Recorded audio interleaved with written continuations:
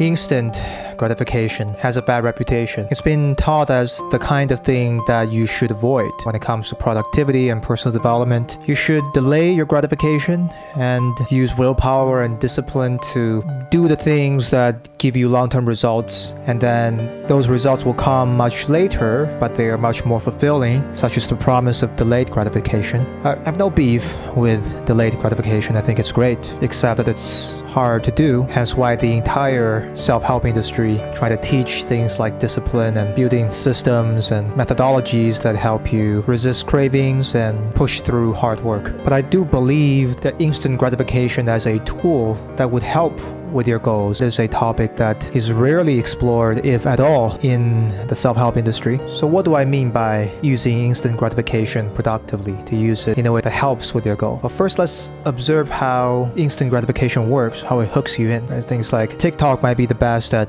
using it. You pull out your phone and you scroll down with your thumb. This is the behavior that TikTok wants you to do. This action. Every time you do it, it gives you a new video that triggers a little bit of release of dopamine that rewards you immediately as you take the action that they want you to take. And as a result, many people are hooked on just scrolling on their phone. So that is quite a powerful tool. It's being used unproductively right now. It's being used against you. Right? Companies like TikTok wants to make money. It wants your attention, so they hire teams of people to engineer systems into their app that use instant gratification to exploit your mind. But instead of having instant gratification being used against you, why don't you use it intentionally? What is it that you want to do that's so difficult that require you to delay gratification for? What is it that you're trying to procrastinate every day? Let's say there's a big boring textbook that you have to read for your exam and you don't want to read it. Now, the traditional delayed gratification discipline school of thought would tell you to just tough it up and just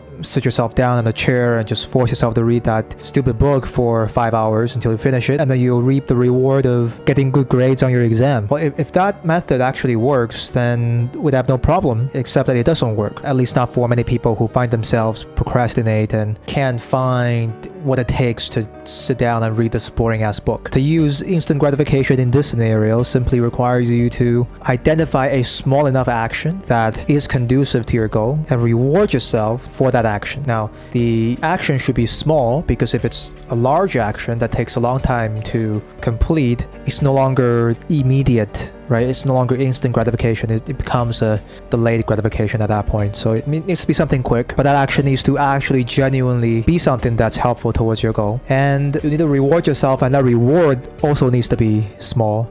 Because just like TikTok, when you scroll down, you see another 5-second video. It's not the most amazing thing you'll ever see in your life, right? It's somewhat interesting, but it's not the best thing that you see. So it triggers some release of dopamine in your brain, but it doesn't trigger a flood of huge release of dopamine.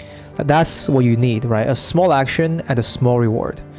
Let's say an action that's conducive to your goal is to walk towards your desk and sit down on your chair. And the reward can be whatever it is that you like doing. Watching YouTube video, right? Watch 5 minutes of YouTube. Okay, so here's the action plan. Walk towards desk and sit down, and the reward is 5 minutes of YouTube. That's a small enough investment that you would actually do it. You would actually sit down in front of your desk, and you would actually take the reward of watching 5 minutes of YouTube video. Now that might seem trivial to you. You might say, well, I just sit on my chair. What's the big deal? I still need to read this boring ass textbook. Well, that's true, except that before you employed the instant gratification method, you're nowhere near your chair and your desk. At least now you're in front of your desk on your chair. That is at least some improvement that wasn't there previously. And you don't stop here. You keep repeating this iteration loop until you get the work done. So now that you found yourself in front of your desk, having just watched 5 minutes of YouTube video, what's the next thing? Open up the textbook, right? Open up this textbook, and the reward is watch another 5 minutes of YouTube video, right? So 5 minutes later, you're now in front of your desk on your chair with the textbook open, right? What's the next step?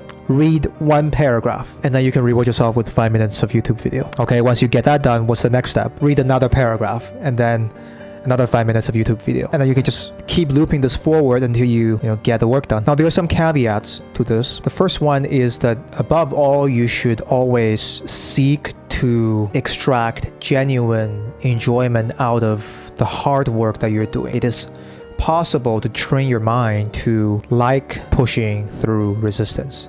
That's why people like the gym, and that applies to cognitive work as well. If you have experienced what it's like to deep work, you know that that process of dropping into flow or pushing against cognitive resistance is a very satisfying human experience. And that's the end goal. The end goal is to get yourself into that state where the work that you're doing is in itself rewarding, and you don't need to constantly seek external rewards every 5 minutes or so. But the process of dropping into that deep work flow state is usually hard. At the beginning, it's quite a grind. Once you get through that initial hurdle, then it's all sunshines and rainbows, but you have to get through that initial hurdles first. And the instant gratification method is primarily useful for getting through that initial hurdle. You shouldn't rely exclusively on external instant gratification for doing productive work all the time, right? That shouldn't be the only thing you rely on. If it is, it might actually be time to think about changing career. What is it that you do for work that you hate so much that you literally find absolutely nothing enjoyable about this work, and without this external reward you would not do it, right? If that's how much you hate your work, if that's the kind of relationship you have with your work, it might be time to start building a strategy to change career, to find a different type of work to do, because life is short and a large chunk of your life is spent working, and you don't want that large chunk of time to be spent with something that you hate that much. Hopefully the work that you're doing is something that is inherently enjoyable for you. You just need some help to get through that initial resistance, to drop into flow. And that's what this instant gratification method is for. The instant gratifications gets you hooked into the activity, and the momentum that's generated by that instant gratification carries you through the rest of the activity.